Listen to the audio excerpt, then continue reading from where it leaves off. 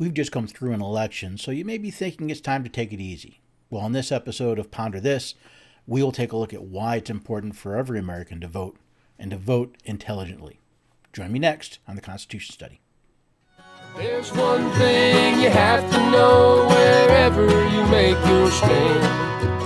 Came from a long through line of everyday Americans. Hello there, everyday Americans. Paul Engel here with the Constitution Study, where we read and study the Constitution and teach the rising generation to be free. I'm glad you could join me. This episode, we're doing a Ponder This. We're going to ponder voting.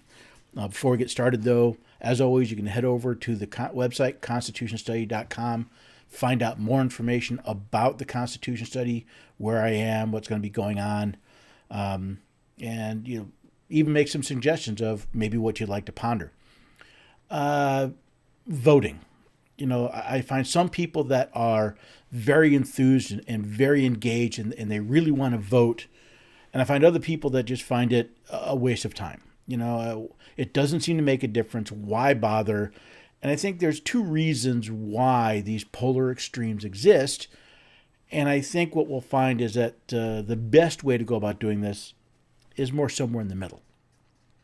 So let's start with why we should vote in the first place. And we need to understand the Constitution starts out with those three famous words, we the people. Our primary input into the federal government is by our vote. We choose people who represent us. I think we've kind of lost that idea. The idea is when you're voting, you're trying to choose someone who will represent you, and you really want someone who will represent you properly.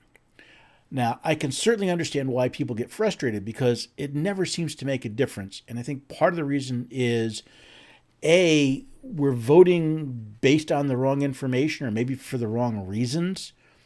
And B, we're voting too late. So let's start with why we should vote. Again, it's our primary input. It is our primary mechanism of control of the federal government. If someone has gone to Washington and they are not representing you, someone is in the House of Representatives and now in the Senate, and they aren't representing you or they aren't following their oath to uphold the Constitution, your remedy to that is to vote for someone else.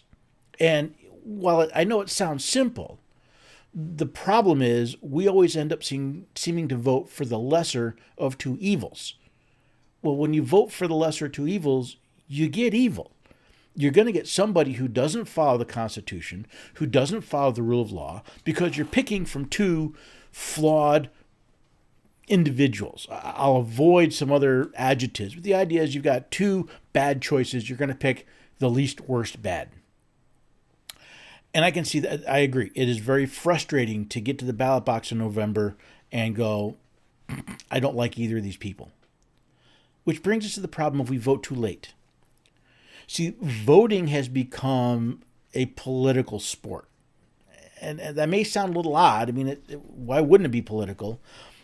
Political party sport. See, voting has become a team sport. I want my team to win, and I don't want the other team to win. And if you look at most of the campaign material that you get, most of the ads on the TV, most of the videos, most of the stuff you get in the mail, it falls into one or two camps. Here's what I'm going to do for you, or here's why the other person is evil and you should not vote for them, whatever you do.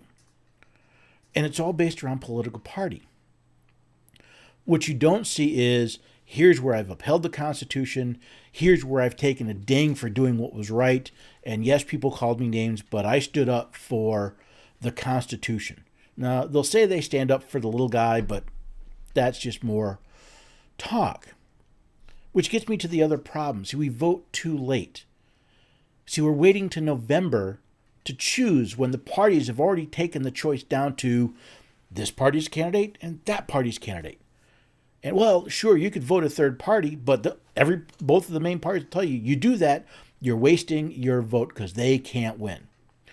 That's because the way they've designed the system. They tell you that because they don't want you to vote for them.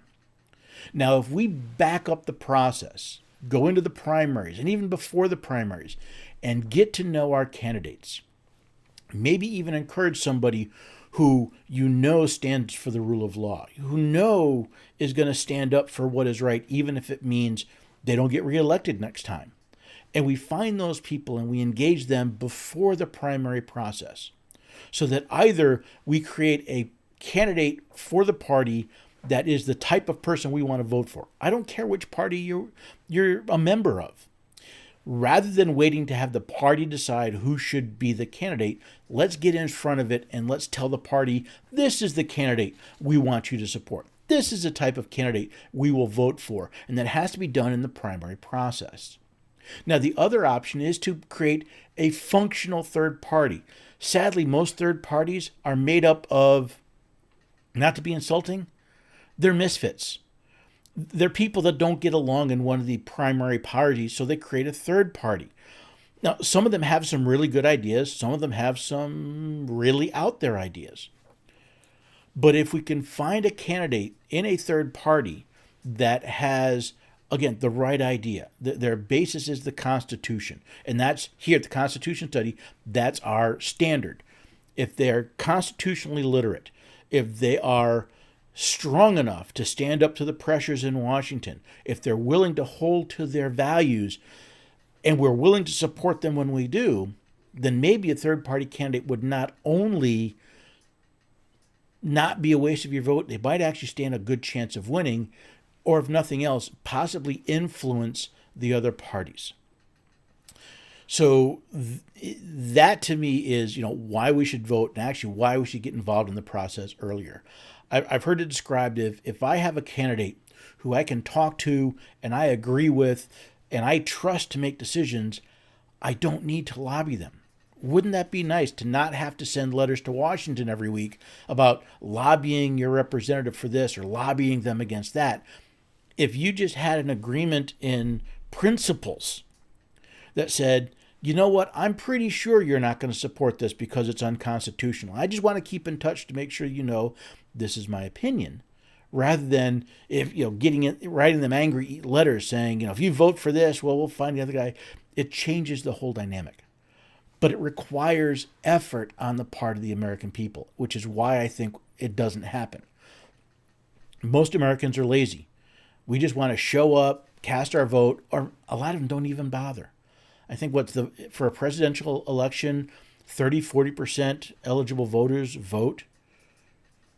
We get the government we ask for. We get the government we vote for. And what we're voting for are people who don't listen to the American public, people who don't follow the Constitution, people who want to centralize more and more power in Washington. And that's because, A, we don't vote, and B, when we vote, we're voting either our pocketbook rather than our principles, or voting personality rather than our principles. And I think that's the problem. So maybe if we spent a little more time thinking about our vote as our participation in government, not as a civic duty that we have to go through every 2 years or every 4 years. If we valued our vote more, maybe we'd end up with better candidates. And if we ended up with better candidates, well, then maybe we'd end up with a better Washington. And I know it's going to take time, and it is frustrating, and I understand, you're going to go for years seeing little or any change. But if we don't do anything, will it get any better, or will it just continue to get worse?